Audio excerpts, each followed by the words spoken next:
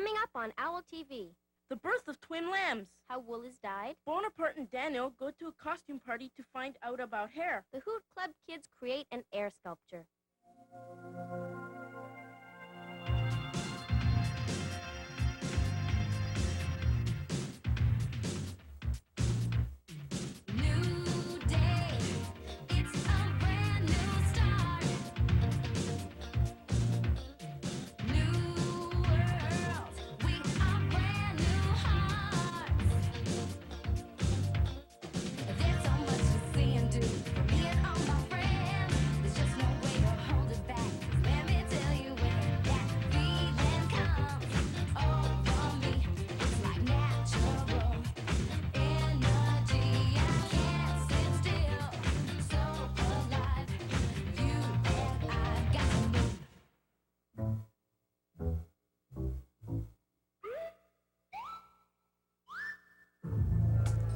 Owl TV visits the mountains of Colorado with Amy and Dory to get a close-up look at the birth of a lamb with sheep rancher Lou Wilt. How do you know when the baby's going to come? Well, first she'll start to paw, and she'll be very agitated. She walks around in circles, then you'll start to see something coming out. What comes out first? Well, it usually be a bubble of fluids, which is the sac that the lamb is in, and that breaks. And then usually you see the 2 feet come out, and the tongue and the nose in a normal birth. The best presentation is the 2 feet first with the head right on top of it. And you see the tongue and the nose, and then the full head. And then she sometimes will get up and drop it, or sometimes she just lie there and just slowly push it out. When the baby lamb comes out, is it just dry? There's a sac around the baby, and that sac usually is broken as it comes out of the mother. Is the lamb breathing when it first comes out? No, it doesn't start to breathe until the cord is crushed, and that's usually when the lamb passes through the pelvis. As it's born, you'll see it shake its head, and all of a sudden it takes its first breath. And that's when that sac has to be off its nose. I always try to clear the nose passage first if I'm around. Fortunately, the birthing process is enough for it to break that sac, and the mother immediately will turn around and try to do the same thing that I do, and will often just clear it herself. How long before the baby stands up? It will vary, of course, but some of them may stand up in 2 minutes. Usually, I'd say they're up within 10.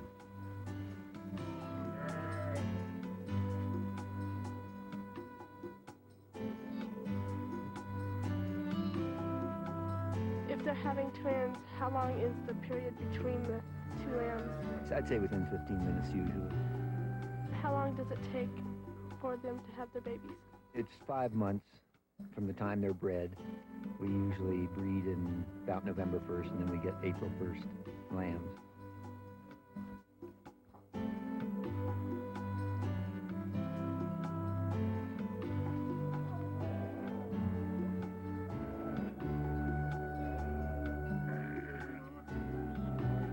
Why do you put the iodine on it? It kills all the bacteria. You notice that they were born where there was a lot of dust and dirt and manure and things like that, so you need something pretty strong to kill all that bacteria. How do you get the lamb started to suck on the mom's teeth? It's a very natural thing. As soon as anything enters the lamb's mouth, it will start to suckle. You can put your finger in a newborn lamb's mouth, and it almost immediately will start to suckle it. It will start to suck usually within 10 minutes also.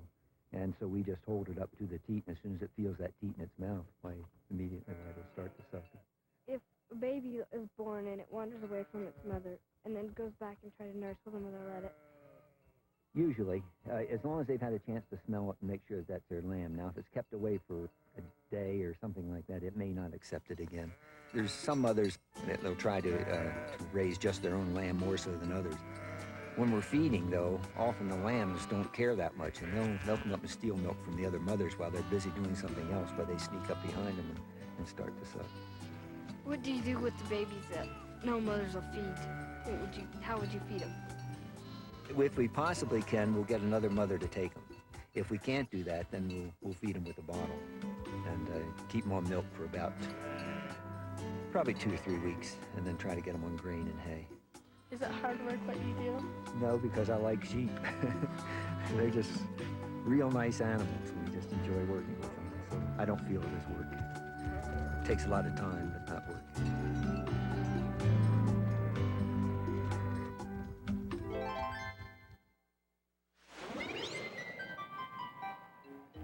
Owl TV visits Taos, New Mexico with Cayenne to get a close-up look at wool dyeing with Rachel Brown. What type of dye are you using? Using a synthetic dye because it's very color fast. My system here is a very non-polluting system. You'll see I use the same water over and over again. So I dye as much as 100 pounds of wool in this one pot of water by simply adding new colors of dye. And pretty soon you'll see that the water is almost clear. And then I will remove the yarn from the water. It takes acid and boiling to fix the dye in the yarn. What type of dyes do you use the most? Well, these are acid dyes, and I do use sulfuric acid. The dyes will not take in just plain water, even if you boil them for hours. And the unusual thing about these dyes is they only work on silk and wool. Of course, other dyes are designed specifically for cottons and rayons and linens and so forth, but these dyes with the acid are designed only to work on animal fibers, really, is what it amounts to, as opposed to cellulose fibers, which are linen and other vegetable fibers like cotton. Do you also use vegetable dyes? There are all kinds of weeds around this area and roots and berries that will produce very nice colors.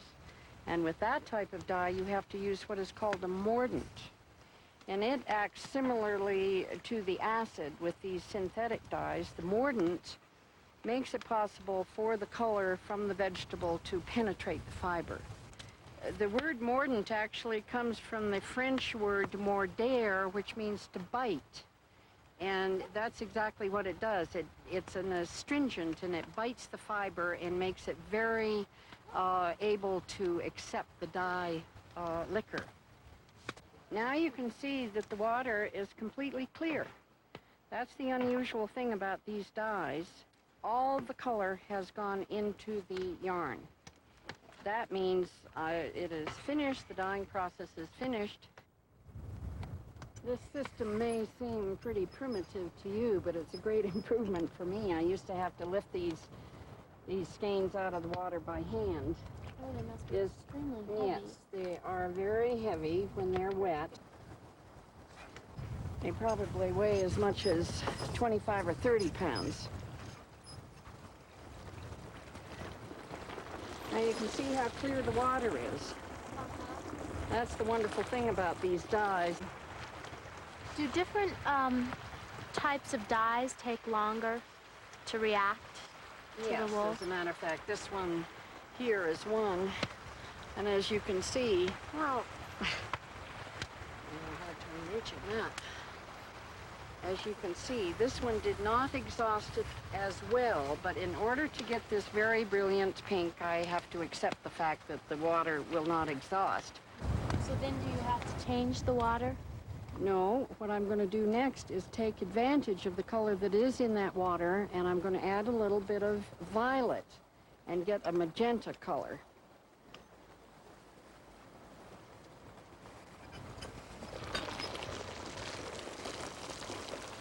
That's what's unusual about my method. I call it a sequential dyeing. Now this is a mixed color, and I have these recipes to get certain colors. One of those colors is key acid pure blue, and the other is key acid yellow. This is going to produce a turquoise blue, and I have to shake this up, get the dye really dissolved well in that water.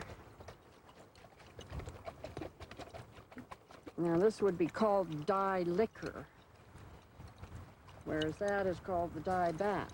Now I'm going to put the dye liquor in the dye bath, which has been cleared from the time before.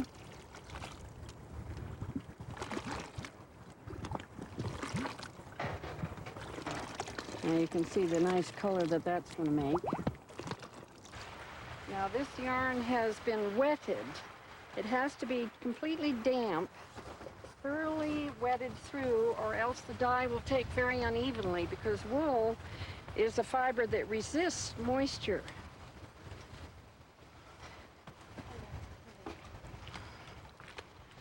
Now, if I had put dry yarn into this dye bath, it would come out very streaked and take unevenly. I'm going to get some purple dye to put in with this pink to make a magenta. Okay, now this is the yarn that I just wetted in my washing machine. I'm going to let you put this in. And it's important that it be put in all at once. If you put one batch in slightly later than the rest, it would dye lighter. Now see what that purple did to the pink color? We're going to get a nice strong magenta here. Now let me show you how to stir it. Instead of swirling it around, you're just going to poke and lift it up from the bottom. You don't want to get the yarn tangled, but you do want to stir it thoroughly. So do a little bit of swirling around here. That's right.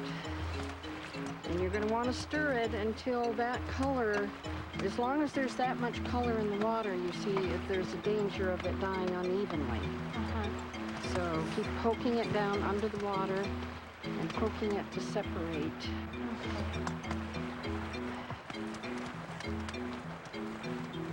Now this is the heavy-duty part. We need to add a little more acid to the dye bath. And this is sulfuric acid, which is a very, very dangerous acid. It has to be mixed with water first, and that is the process. You pour the acid into the water instead of the water into the acid.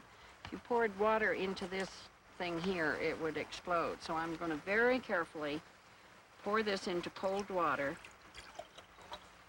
and then we're going to add this to the dye pot. Okay, now I'm going to ask you to take this stick and push the yarn to one side so that I'm not pouring the acid right on the... That's right. Okay, now stir it around quickly.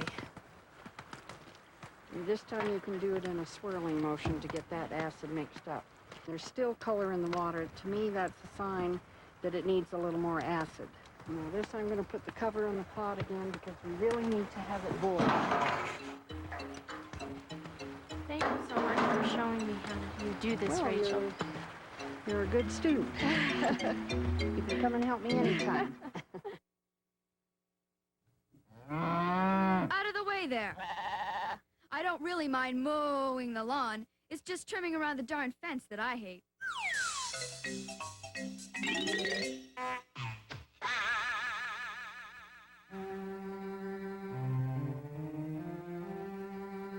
The flightless cormorant lives only on the islands of the Galapagos. The cormorant swims to the bottom of the sea, scooping up its dinner of fish, octopus, or eel. The wings of the flightless cormorant seem only to be used for navigation underwater and to cool the bird off. Looking for a new pair of shoes? Well, you've come to the right place. Doesn't look like a shoe store? Well, it is. Come on in, try on our new line of beach shoes. Here, try these on. You'll really like what these babies do in the water. And this month only, with each pair, a special gift. A little stick. That's right, a free twig. You'll be in style, ready for a good time. Remember, take care of your feet. They're the only ones you have. And put them in good shoes, and you'll be feeling good from your toes right up to your beak.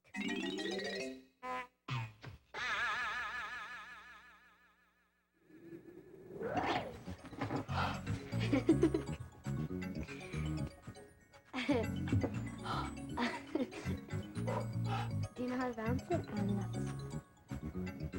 It doesn't work.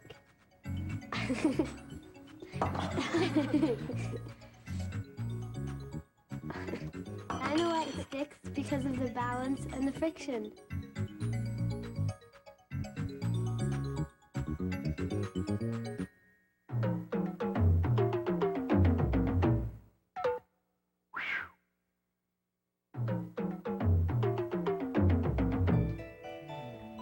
Boy, this looks delicious. I'm gonna have to try this myself later. Why don't I just take the easy way out and gel my hair into the punk rock style? Oh, are you kidding? You know, I guarantee you're going to have the best costume at Jason's party.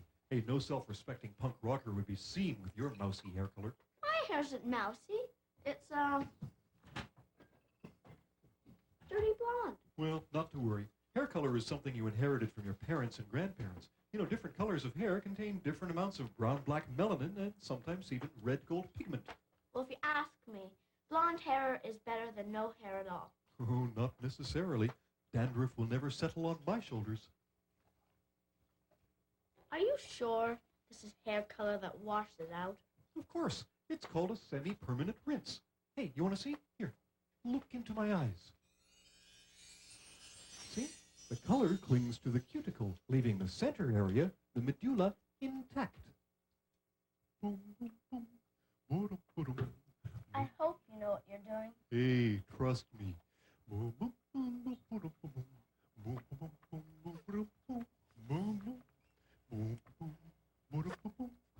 My hair is driving me crazy. I can't even move my head. Boy, imagine my surprise. 100,000 hairs all held firmly in place with one tube of gel. I think I'll call you a racer head. That's fine with me, flower child. Hey, troops! Remember, we're making a statement here. I mean, look what hair's done for rock and roll.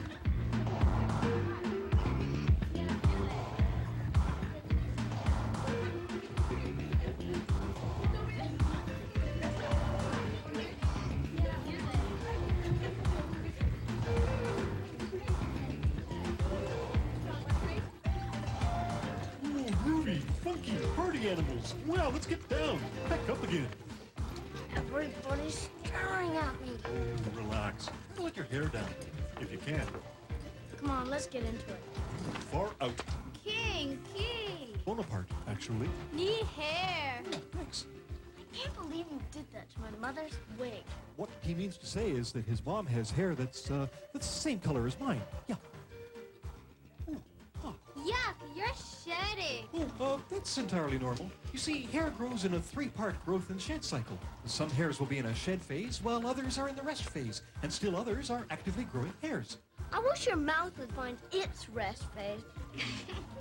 Hey, there's Jason. Everybody likes your hair, Daniel. The color isn't permanent, is it? No way. It washes right out. No damage done. There better not be, for your sake. Oh, hair is actually quite strong and resilient. Did you know that a single hair can hold the weight of 3 ounces? And provided they don't all come out at the roots, a mere 1,000 hairs would suffice to lift an overweight person. Wow, that's heavy. Come on, Daniel, I need your help to choose some more records. Sure. Leave me here all alone, huh? Would you like to dance? Oh, that is, do you tango? Of course. Oh, great. You lead. Be gentle. So, talking to me yet? Of all the silly, careless, hair-brained ideas you've ever come up with, this hairdo is the worst. You promised me it would wash out. Well, I didn't specify when, did I? Hi, what's up? I gotta get rid of this color. I like it. It gives you signal status. Yeah. Excuse me a minute? So what's signal status? Oh, she's referring to the fact that hair can act like a sign conveying your personality to others. You know, human evolution has removed the protective and insulating functions of hair, so that's what's left. So my hair is telling people that I'm weird. No, they knew that already. But people have always done the wildest things to their hair. You know, people with straight hair try to make it wavy, and those with wavy hair try to make it straight. Hey, look over there. See? Hair is really just a thread of dead cells, so it's painless to heat and soak it in chemicals that can make it curl. Hey, there's a thought. Maybe at the next costume party.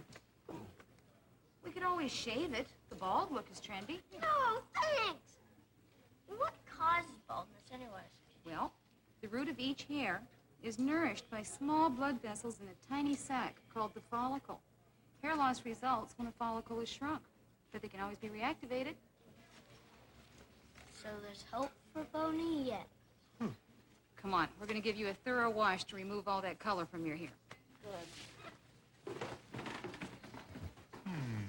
Now, what I can't figure out is how they managed to get a whole moose into this little tube. kid. Back to mousy blonde, I see, are we? You bet.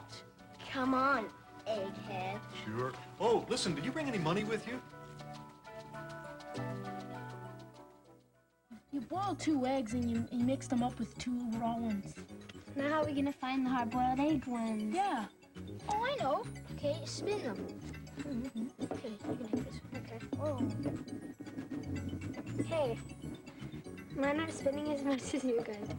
Those 2 are the raw ones because the liquid inside makes it so it doesn't turn because they're going all in different directions. The hard-boiled one is solid. Oh yeah, so it just spins. You got away with it this time. Yeah. I know this is hard. I know this is hard. I know it. Okay, here goes. Here goes. It's hard. Right.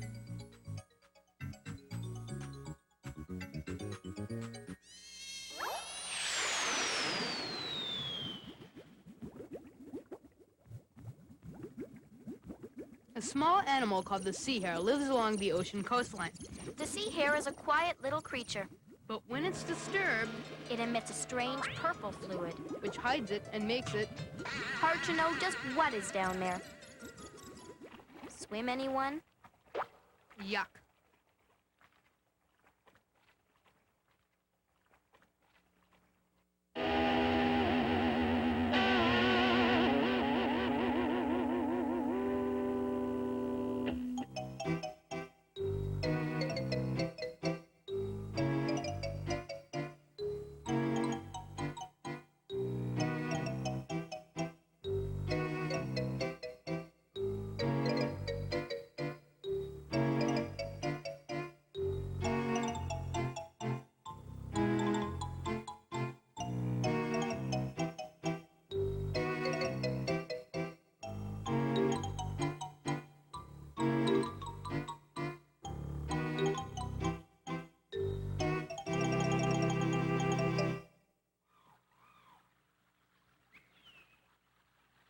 The darter or snake bird uses its neck and sharp beak to spear fish.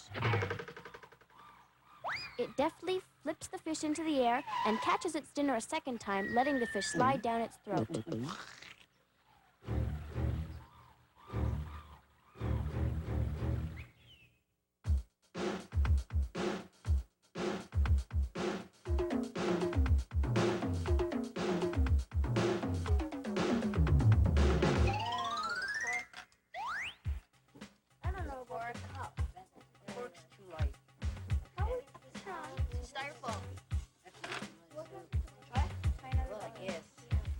One day in the Hoop Club, we had a helium tank and about 1 million balloons. We decided to try to make things float by tying them to the balloons. Then again, I don't know, you get it. That one's really like that. Yeah, it's then you want to see it? You put those in and hoping you get a ladder.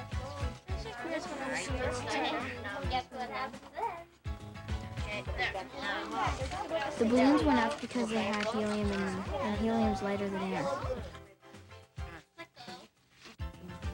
Like this one's going up, it's we got her in a bag. But then what do they look like? It sinks. Well, the bird is yellow color. What's yellow? Well, maybe we can use a yellow color. Yellow is a color. I don't think you better try to explain to me color because they're like, I think you get stuck in too many places. It was very difficult to balance the balloon with the objects because some objects you could put one object on a balloon that's bigger than it and it will still go down. This one just hovers over the ground. Might get it to work. Okay, so might as well just let them hang around. No, somebody might stay. Oh, that's just about right. Still going up. Try something. How about that? Just put something really light with it. That's almost holding. That does it, but it sinks. See, just that one little thing. We need something a bit lighter than that. How about the balloon? Another balloon? That wouldn't work because it's got helium too. This one is deflated balloon. It's inflated. It's deflated. We found that if you tied enough balloons to a bunch of objects held together, the objects would drift around as if they were completely weightless.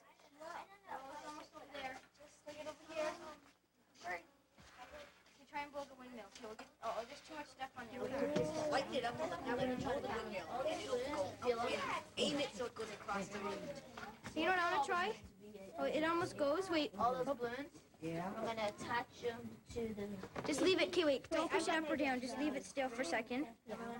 Okay, ready? Now leave it and see if it goes up or down. Down. Take off that feather you just put on. See, just that little feather makes a lot of difference. Okay, wait. Wait, let's just take a bit more. In this place, yeah, I guess you don't care what things look like. So heavy. See, feel this, Mike. Feel this. Get your balloons. Feel this?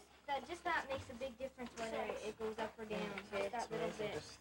No way. Okay. Yeah, That's just too small, too light. If you made that just a little bit heavier, it'd be perfect. But you can't find bells.